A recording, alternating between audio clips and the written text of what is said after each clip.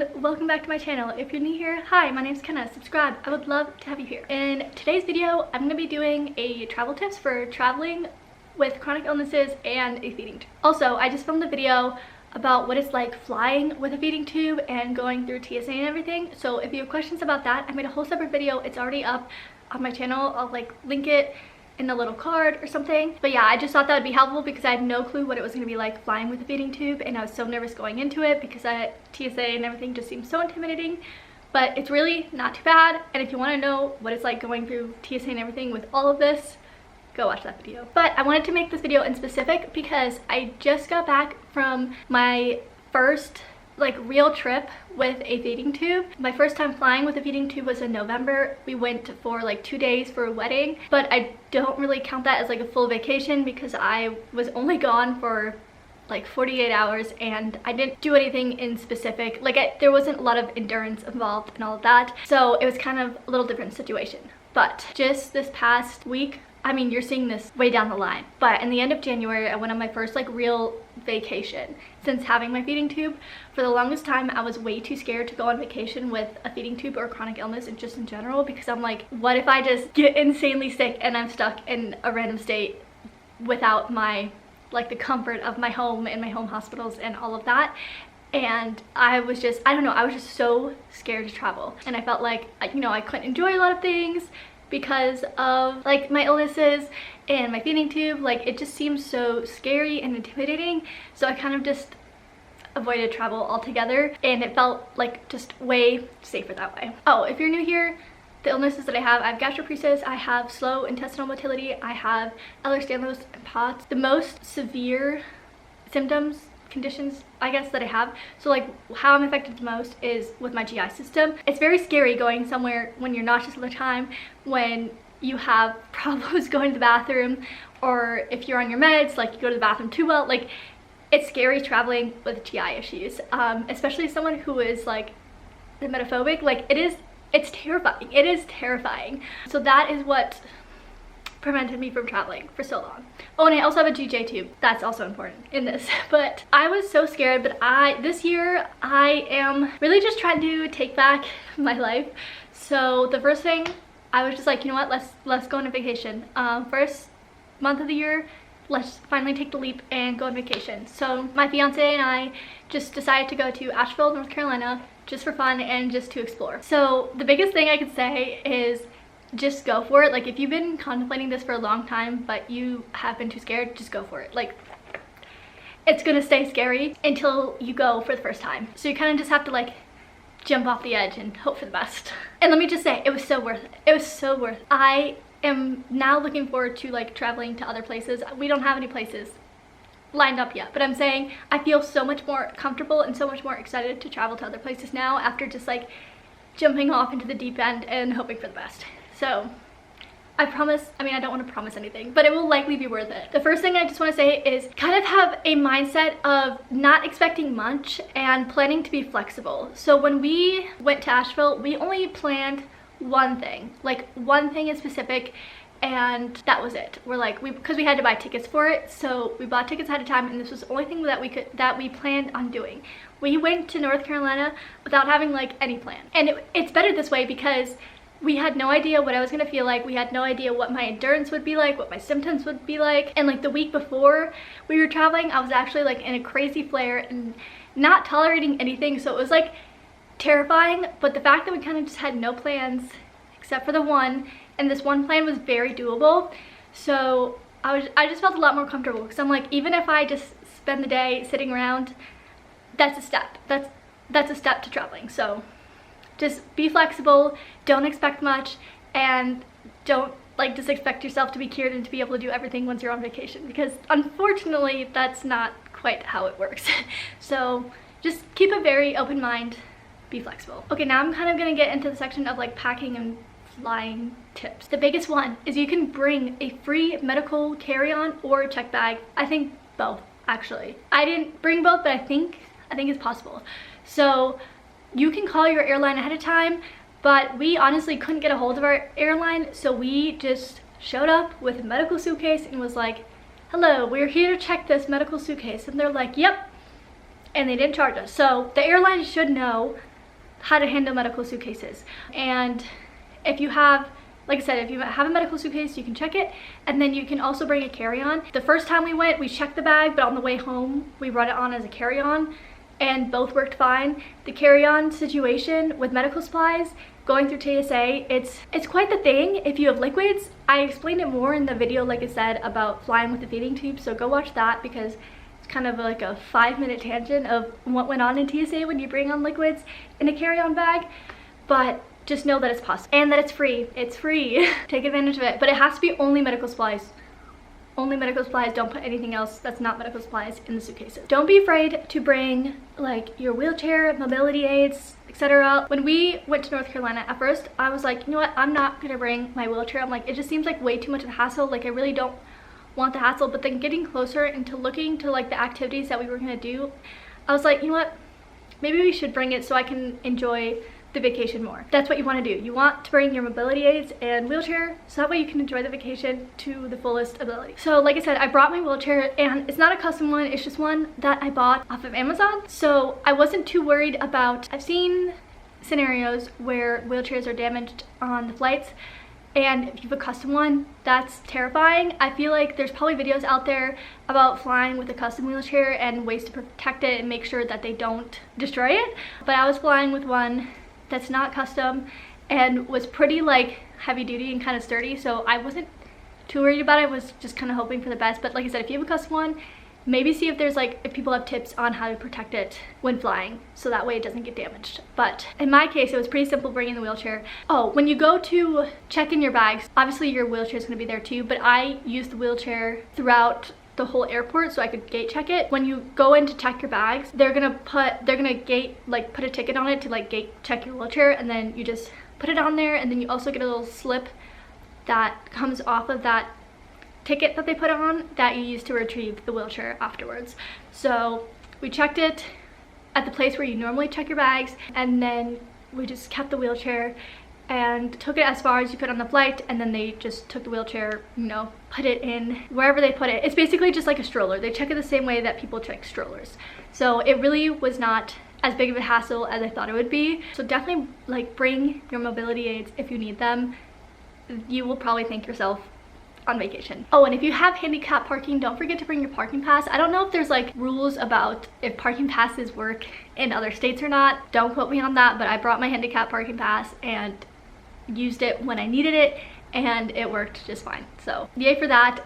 But like I said, maybe check the rules of that because I have no idea if it works like across state lines or not. If you have any questions about like your flight or the accessibility on your flight and everything, contact TSA Cares or your airline ahead of time so you can be prepared, because it's a lot traveling with medical devices, mobility aids, and a lot of that. So just call ahead of time just to give yourself a peace of mind. I highly recommend TSA PreCheck. TSA is so stressful, but TSA PreCheck is so much less stressful, especially with the added stress of traveling with like medical liquids, medical devices, all of that stuff. You don't have to take out all of your electronics, you don't have to take off your shoes, and the line is usually so much shorter.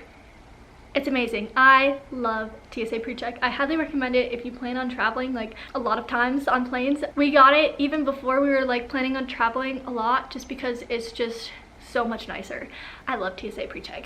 And it's so easy to go get TSA PreCheck. I'm not sure exactly how my fiance found it. I'm pretty sure you just like Google it, and we went to this random Staples and we were there.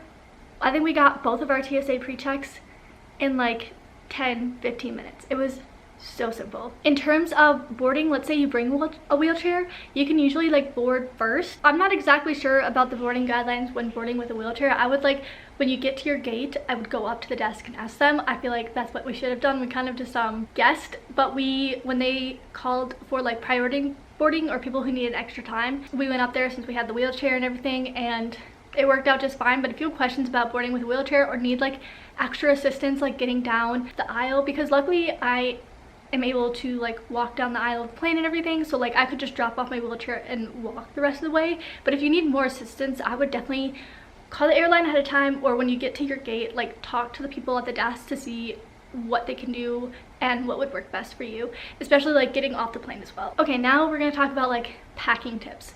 So when I was packing for the vacation. I get very overwhelmed because I'm like, what if I'm gonna forget something? What if I'm gonna forget some of my medical supplies? And that's not just stuff that you can like go pick up at the store. Like if you forgot a shirt or you forgot socks, you can just go buy a pair of socks, whatever. But medical supplies, you can't really do that, so it's really scary. But what I did was I packed like I was going through my normal routine. I was like, okay, like think of your night routine and setting up feeds. And I just went through like the checklist of what I do for my night routine, and then I just like quadrupled it since I was gonna be gone for like 4 or 5 days. So I was like, okay, first we need a bag, and then we need the formula. So then I just like laid out like 5 days of each of those.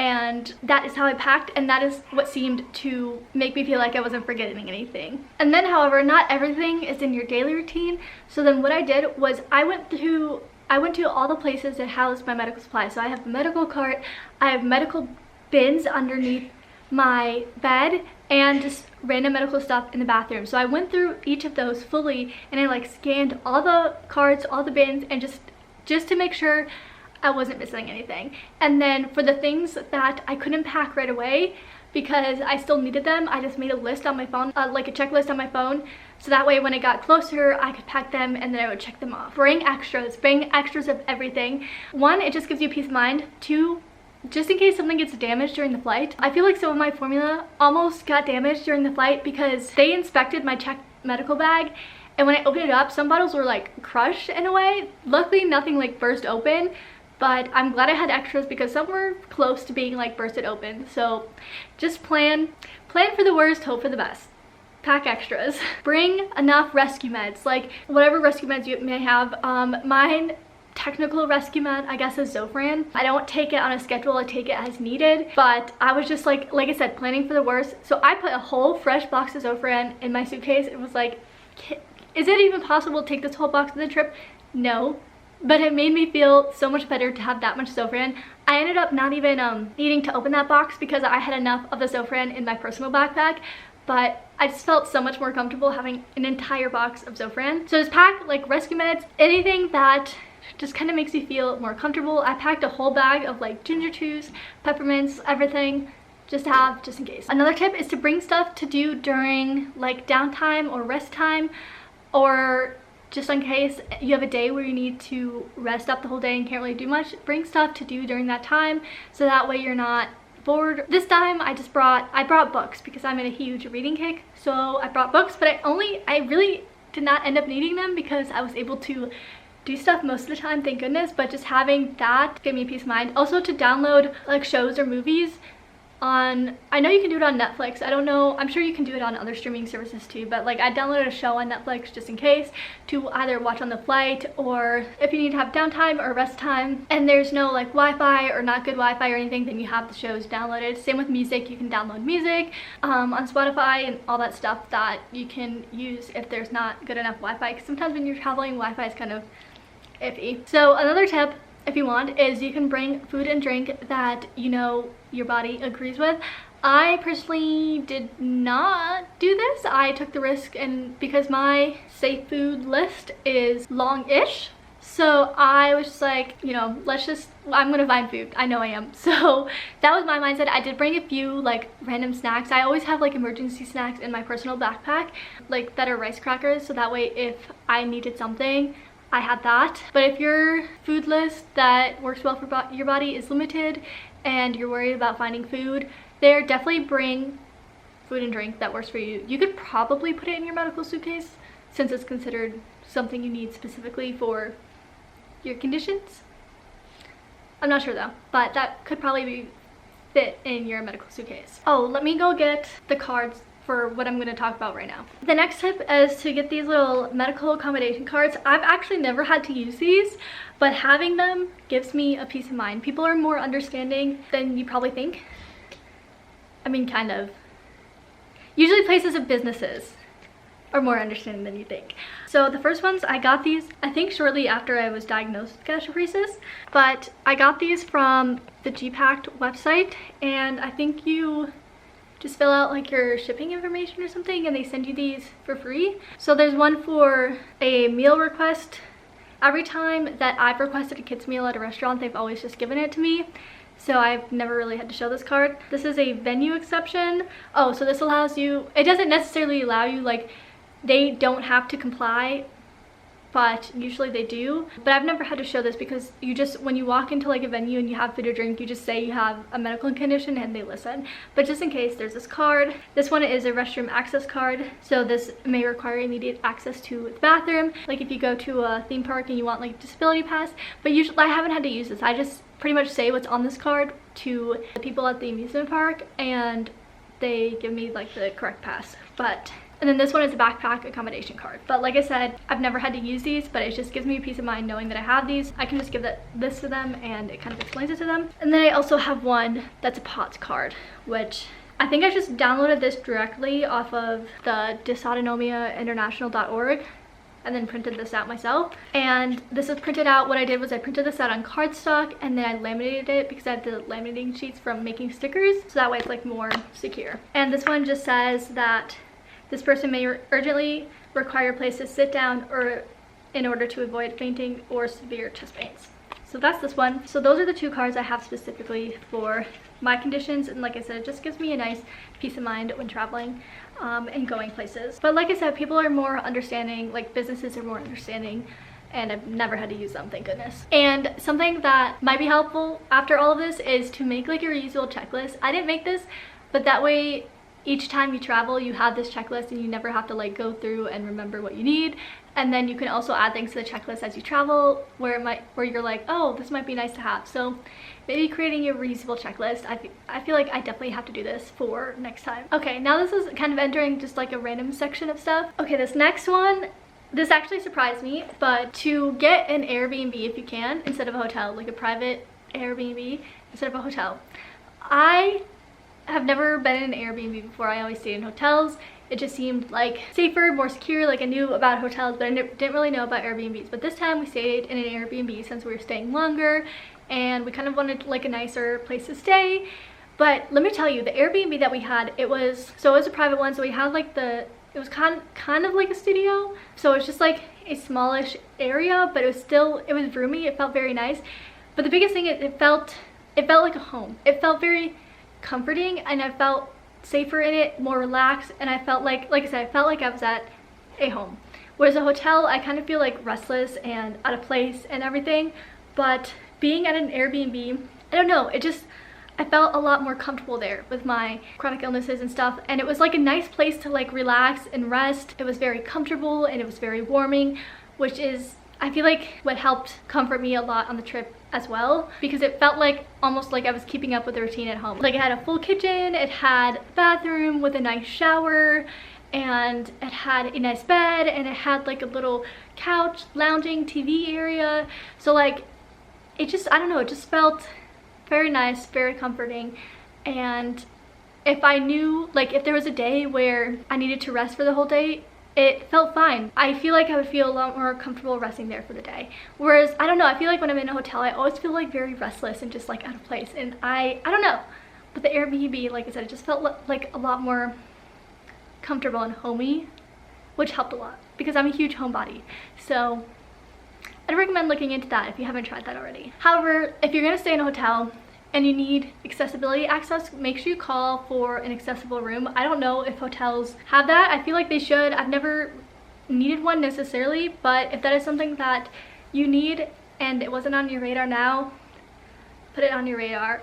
And if you're looking, let's say you want to stay in an Airbnb, make sure you look up or contact them to see what the accessibility is like for the Airbnb as well. For all the places that you're going to, either call ahead of time or look on the website for accessibility. So for example, one of the places that we went to in North Carolina was the Biltmore Estate. So prior to going, this is one of the places that we knew we wanted to bring my wheelchair because it was kind of it was a big place.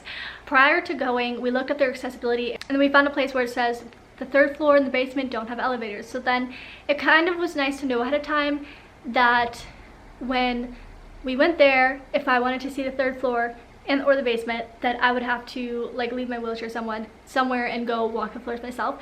Just knowing that ahead of time was a lot less stressful because it was like we knew what to expect going into it. That was just one example. The other places that we went, they weren't like necessarily attractions, so there was no one to call or anything for accessibility. There was just like downtown areas or nature stuff, but just call ahead of time or look on the website for accessibility ahead of time so that way you don't feel as like bamboozled when you show up. So this is gonna be different for everyone, but find a balance of pushing yourself, but not pushing yourself too hard when on vacation.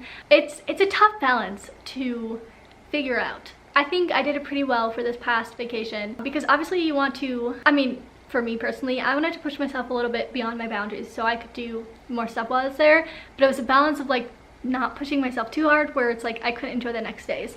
So just keep that in the back of your mind when you're on vacation. Do your best to keep up with your meds and your routine while you're on vacation. I know it's hard. It is so hard because you're very much out of your routine, but your body will thank you and you will be able to enjoy vacation a lot more if you keep up with that specific routine. I know it's hard, but do your best. Plan rest days in the middle of the day is another big tip. So what we'd often do is we'd do a lot of stuff in the morning, we'd eat, and then there'd be a couple hours, I think about like two-ish hours, 2 to 3 hours, where we'd spend just resting at home, watching our show that we love, and just kind of taking it easy. And then we would go back out at night for a little bit, instead of going the whole day, just like plowing through the whole day and then crashing at night. Because when you do that and you crash at night, the next morning it is so hard to get up in the morning, and then like to have to, and then if you repeat that same process where it's like you crash at night and then you have to get up in the morning, it's hard to get up, but you get up and then you go through the whole day and then crash at night again. That's not something I recommend. So I plan on trying to plan rest days, or I mean rest times in the middle of the day. That helps so much. Another tip is to do the activities you want to do first, like in the beginning part of your vacation. So like I said, one of the things that we wanted to do was the Biltmore Estate, so we bought tickets for that the very first full day of our vacation. So like we flew in on Thursday, got there Thursday afternoon, and then Friday we planned the Biltmore, and that was like the only thing that we planned. So we planned that first just in case I progressively got worse throughout the vacation. Then we got the one thing that we wanted to do accomplished. If you're someone that struggles with like a lot of physical exertion, or you can't do it for that long, I'm one of those people. Find activities that don't require as much physical exertion that you would still enjoy. You can also like ask people around like the area, so like locals, on what activities that they recommend. That's how we actually found our activity that we did on one of the days. There are 2 sites that we wanted to see that he told us that you can just drive up to it, and there was like a waterfall. So like you literally drove up right to the waterfall, and then if you wanted to, you could go down the stairs to get a closer look at the waterfall. But if you can't, you could see the waterfall right from like the top of the area. So like that was really nice. Like I didn't have to hike to go see a waterfall. Like you could literally drive up to it and see a waterfall. It was so nice. And then there was also this place called Sliding Rock, and it's basically this giant rock that's like a slope that has water running down, and in the summertime you can slide down it. Obviously in the wintertime you can't, but that was also another place where you could just pull right up and go see the rock right there. So those are 2 places that we went that was like more naturey, since I was not really feeling up for a hike. But often if you talk to locals and say like, hey, is there anything that you can do that's like limited physical activity, they might have some recommendations for you. Okay, now on to the last 2 tips. This next tip is something that I didn't do. Could have done it to make me feel more comfortable, but if this makes you feel more comfortable, look up hospitals near where you're staying, so that way if you know, like if something happens, you're like, you already know ahead of time, like, oh, let's go to this hospital, and you don't have to frantically be like, oh my gosh, like where do I go? Like look up hospitals near where you're staying, like where your hotel or Airbnb is, and maybe on like some of the days where you're doing like bigger excursions and you're somewhere else, maybe look up hospitals near there. I feel like that would help give you a peace of mind, whereas if something were to go wrong, you know exactly where to go. Okay, and this last tip that I have is to, if possible, this isn't always possible obviously, is to travel with people who understand your conditions and your needs. But if it's not, if they don't, communicate what your needs are and what your concerns are. I traveled this time with my fiance, and he knows all of my needs, all of my limits, everything. And it was just so easy, because he was like, okay, here, you know, he was the one who suggested like the breaks in the middle of the day. He was like, okay, let's bring your wheelchair here. Oh, here, maybe it's better we walk here. Let's go to these places where you can drive up. Like, it was so helpful to travel with someone who knows my conditions, who knows my limits and everything. And it just made the whole thing so much smoother, so much more relaxing, so much more comfortable, because there wasn't any more like, oh, I want to do this. And it's like, well, I can't do that because I am not up for it. My body won't allow me, blah, blah, blah. And then, for example, with food, Even though I have a feeding tube, I am lucky enough to be able to eat foods like 2 small meals a day. So when we were picking out restaurants, we would look for restaurants where there was something there that I could eat. So like he knew to do that as well. Like when we were looking at menus, he's like, oh, here's at this restaurant stuff that you can eat. So just travel with someone who understands your illnesses, what you're going through, and if not, communicate that to them ahead of time. Like make them a list of like, okay, here's what you need to know, stick to it. Those are all my tips. If you have any tips about traveling with chronic illnesses, because like I said, I've only really traveled like one time all of this, so I feel like there's so much more to learn yet. But if you have any tips, leave them down below. I feel like that would be really helpful. But if you have any questions as well, please let me know. Don't forget that if you want to know about going through like TSA and flying with a feeding tube, I've made a video regarding that, so go watch that video. But overall, just thank you so much for being here. Thank you so much for watching. I hope you enjoyed. Don't forget to give this video a like and a comment and to subscribe for new videos every Saturday. And I hope to see you in my next video. Bye! Can't imagine living